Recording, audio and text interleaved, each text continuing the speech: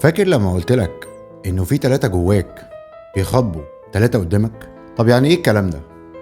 هقولك، بس قبل ما اقولك هدي النور، سماعتك في ودانك، قهوتك، وركز معايا. انا اسلام انور. ما تنساش تعمل لي فولو ولايك وكومنت وشير، لانه ده بيدعمني، او سبسكرايب على اليوتيوب. ويلا بينا. اهلا بيكم في الجزء التاسع من رحلة حوار مع الجسد، ودلوقتي مع ال3 اللي عايشين جواك. في كل تفاعل او تعامل مع حد، واحد من ال3 اللي جوانا بيتعامل مع واحد من ال3 من الشخص التاني. والطبيعي والسليم اني لما اوجه كلام لحد يبقى الحد ده هو اللي يرد عليا، مش هكلم حد وحد تاني اللي يرد عليا. لكن لو انا كلمت حد وحد تاني اللي رد عليا، هنا ممكن تحصل قفلة وينتهي التواصل ما بيننا. استنى بس، انا عارف انك هنكت. ركز معايا، هديلك مثال هيفهمك اكتر. يعني لما حضرتك تبقى راجع البيت بعد يوم طويل من شغل وتعب وارهاق، وتقول لمراتك بمنتهى الهدوء والعقلانية اللي هي حالة الأنا الراشدة: أنا جعان جدا، عملت الأكل؟ الطبيعي إنها ترد عليك بحالة الأنا الراشدة اللي جواها، بتقول لك الأكل جاهز، أو كنت مشغولة النهاردة وملحقتش أجهزه. وده اسمه تفاعل طبيعي. لكن لما تروح رد عليك بمنتهى الشعور بالظلم والإهانة وعدم التقدير، وتقول لك: وأنت مش شايف غيري؟ هو مفيش غيري يشقى ويتعب ويجهز وانت تيجي تاكل على الجاهز؟ مش تقدر تعبي شوية؟ حرام عليك يا اخي. يبقى هنا الطفل المتكيف اللي جواها بيرد على الوالد الناقد اللي عندك، وده بيعمل قفلة فورية في العلاقة. ولو اتكرر بالشكل ده من ناحيتها او من ناحيتك، هيقطع التواصل ما بينكم من اساسه، ويبقى اسمه تفاعل متقاطع.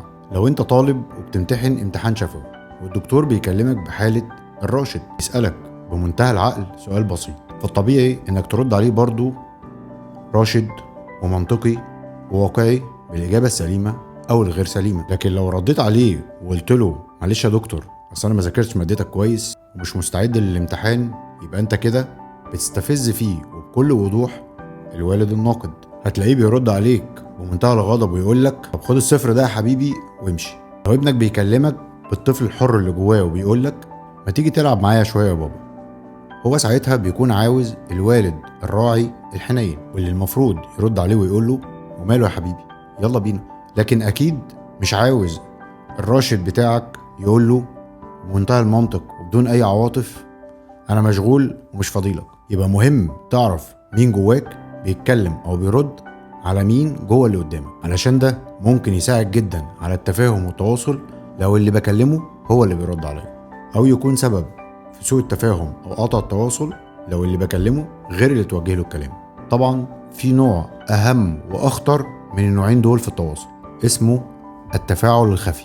وده حد بيكلم حد بشكل ظاهر وواضح، بس حد تاني من عندك بيوصل رسالة خفية وغير ظاهرة لحد تاني من اللي قدامك. معلش استحملوني في الجنان ده شوية. يعني الاب بيقول لابنه بالوالد الراعي اللي جواه: يا حبيبي ما يهمكش، ذاكر واعمل اللي عليك وادخل الكلية اللي انت عايزها، واللي يجيبه ربنا كله كويس.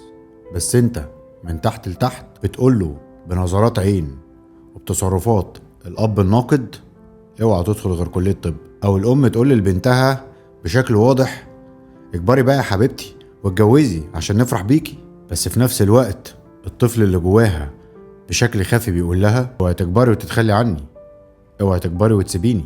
الرسائل المتناقضة بالشكل ده ممكن تجنن بجد. اقول لك نكتة بقى عشان نعيد ترتيب مخنا بعد كل اللخبطة دي: الاجانب لما بيحبوا بعض بيدلعوا بعض، وهو يقول لها يا بيبي وهي تقول له يا بيبي.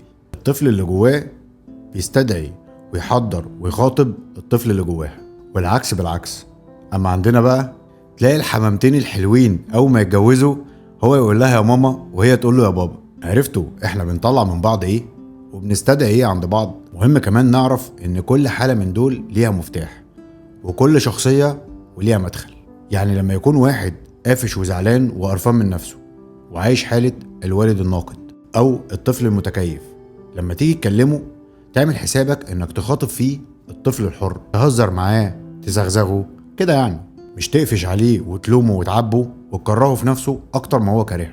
ولما تكون مراتك فرحانة وبتدلع وبتهزر وبتتنطط قدامك وماليها الطفل الحر بتاعها ما ينفعش حضرتك تكلمها بالراشد الحكيم الفيلسوف اللي جواك، ولا تنتقدها أو تحكم عليها بالوالد الناقد اللي جواك. في تعاملاتك مع مرؤوسيك مهم ساعات تكون والد، وساعات تكون راشد، وساعات تكون طفل حر، ومهم انك تستدعي فيهم وتحرك كل دول من عندهم وقت اللزوم. تفتكر بقى الناس بتوع الدعاية والإعلان دول بيكلموا ويستدعوا مين جوانا؟ الطفل الحر طبعا، بيكلموه بالأغاني والموسيقى والإبداع، بيستدعوه بخفة الدم والرشاقة والجمال، بيحضروه بالألوان والرسومات والأشكال المبهجة، علشان الطفل الحر ده هو اللي عنده رغبة وتطلع وحب استطلاع، وهو اللي هيشتري.